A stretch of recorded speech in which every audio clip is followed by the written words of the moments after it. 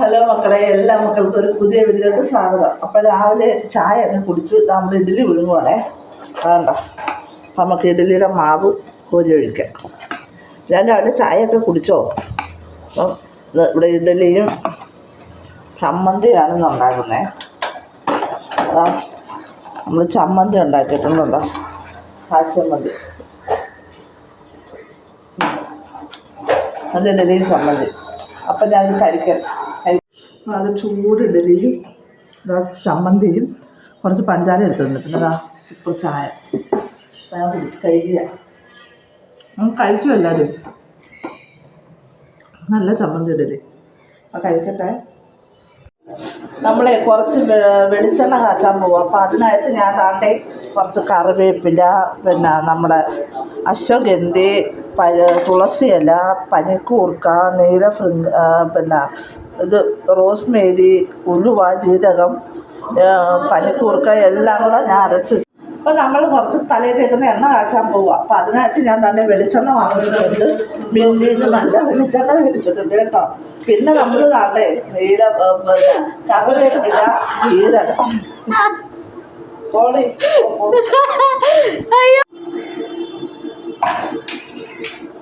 നമ്മൾ കുറച്ച് തലയിൽ തേക്കുന്ന എണ്ണ കാച്ചു കേട്ടോ. അതിനായിട്ട് നമ്മൾ താണ്ട് നല്ല വെളിച്ചെണ്ണ മില്ലിൽ നിന്ന് വാങ്ങിച്ചിട്ടുണ്ട്.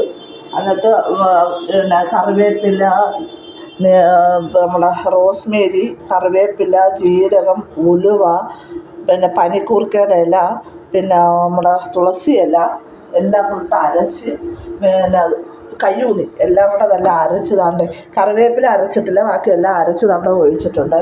അപ്പം നമുക്ക് താണ്ട് കണ്ടോ, ഇതിപ്പം നല്ലോണം ഒന്ന് ചെറുതായിട്ടൊന്ന് കുറുകി വരണം. കുറുകി വരുമ്പം നമുക്ക് അതിനകത്തോട്ട് വെളിച്ചെണ്ണ ചേർത്ത് കൊടുക്കാം.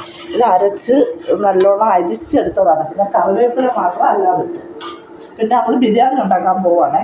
എന്നിട്ട് ആ പോട്ട് വെച്ചിട്ടുണ്ട്. അതിൽ കുറച്ച് എണ്ണ ഒഴിച്ചിട്ടുണ്ട്. ഇത് നമ്മൾ ചതച്ച് വെച്ചേക്കുന്ന വെളുത്തുള്ളി, സവാള, പച്ചമുളക്, കറിവേപ്പില, തക്കാളി ഇതെല്ലാം കൂടെ ഒരുമിച്ചിട്ട് വാട്ടുവാണേ. ഇതെല്ലാം നമ്മൾ ഒരുമിച്ചൊന്ന് ഇടുക. നമ്മൾ വെക്കുന്നത് ബിരിയാണിയാണേ. ഉണ്ടോ?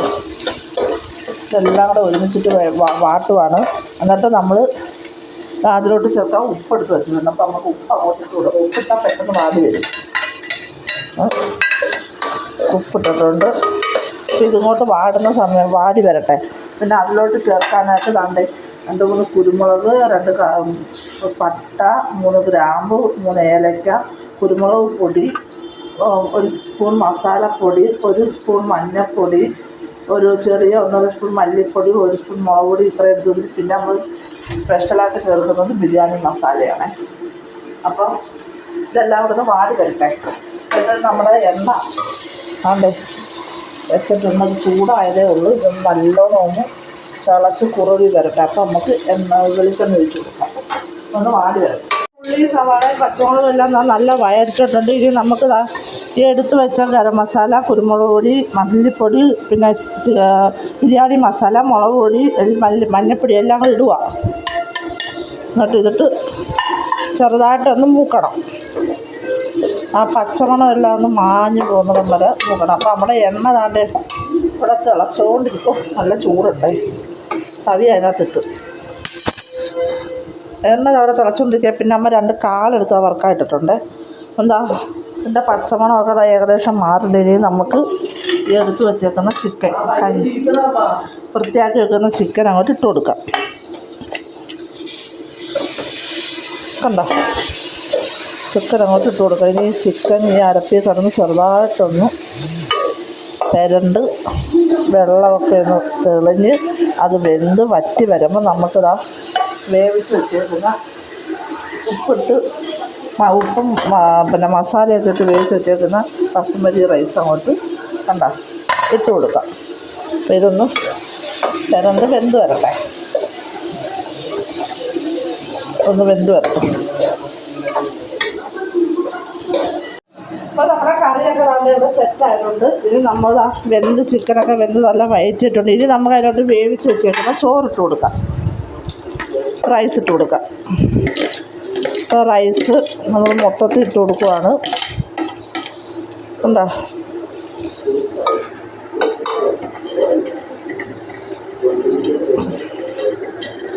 ഉണ്ടോ?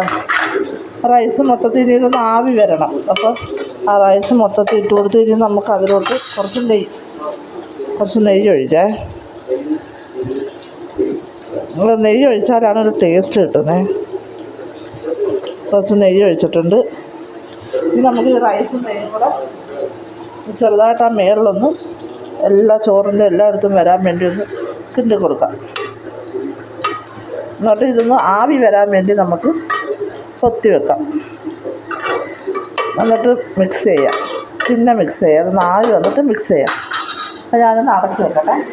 പിന്നെ അതാണ്ട് ഇവിടെ കാച്ചി വെച്ചിട്ടുണ്ട്. കേട്ടോ, നല്ല സൂപ്പറായിട്ട് കാച്ചി വെച്ചിട്ടുണ്ട്. ഇത് തണുത്തിട്ട് നമുക്ക് അരിച്ചൊരു കുപ്പിയിൽ ഒഴിക്കാം. നല്ല സെറ്റായിട്ടുണ്ട്. അടിപൊളി ബിരിയാണി.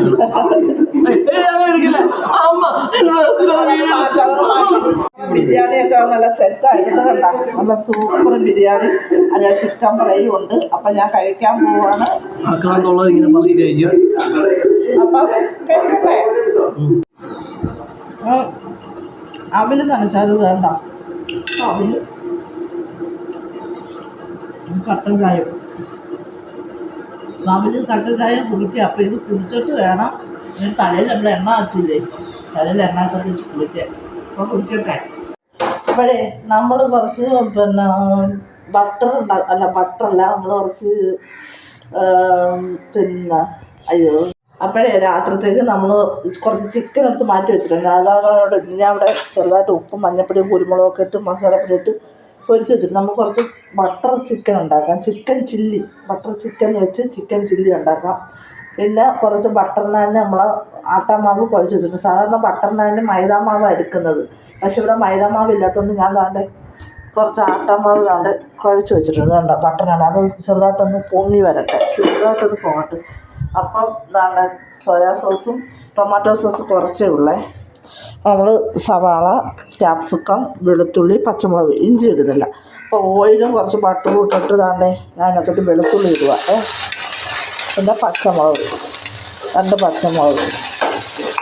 ചിക്കൻ പൊരിച്ച് വെച്ചേക്ക് കേട്ടോ, ഒരുപാട് പൊരിച്ചില്ല, ചെറുതായിട്ടൊന്ന് ഫ്രൈ ആക്കി വെച്ചിട്ടുണ്ട്. അപ്പോൾ ഇതൊന്ന് മൂക്കണം. നമ്മൾ പുതുതായിട്ട് മേടിച്ച ചീനിച്ചട്ടി അത് കേട്ടോ, നല്ല രസമുണ്ട്. പിടിയൊക്കെ നല്ല സ്ട്രോങ് ആണ്. അപ്പോൾ ഇത് ചെറുതായിട്ടൊന്ന് ഫ്രൈ ആയിട്ട് വന്നിട്ട് നമുക്ക് അതിനകത്തോട്ട് സവാള ഇട്ട് കൊടുക്കാം. ചെറുതായിട്ട്, ഒരുപാട് ഇതാവണ്ട. സവാള നമുക്ക് ലാസ്റ്റ് ഇട്ട് കൊടുക്കാം. നമുക്ക് അതിനകത്ത് പൊടികളൊക്കെ ചേർക്കണം. അപ്പോൾ ഇത് ചെറുതായിട്ടൊന്ന് ഫ്രൈ ആയി വരട്ടെ. ചെറുതായിട്ടൊന്ന് ഫ്രൈ ആയി നമുക്ക് ഇതിനകത്ത് പൊടികൾ ചേർത്ത് കൊടുക്കാം.